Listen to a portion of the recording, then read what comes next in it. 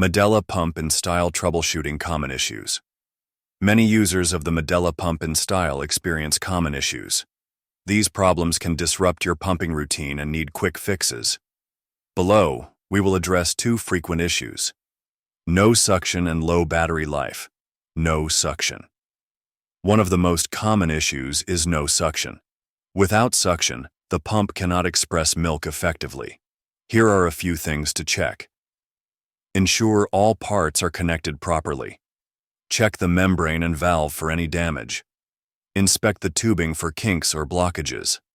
Make sure the battery pack is working well. If these steps do not solve the issue, consider replacing damaged parts.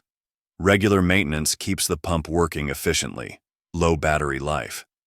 Another common issue is low battery life. This can interrupt your pumping session. Consider these solutions. 1. Use fresh batteries to ensure full power. 2. Opt for a power adapter if available. 3. Ensure the pump is fully charged before use. Using a power adapter can save you from frequent battery changes. Always have spare batteries handy for emergencies. Hope this video will be useful and you will like it. Please subscribe this channel to get new videos. Your love is always desirable for us.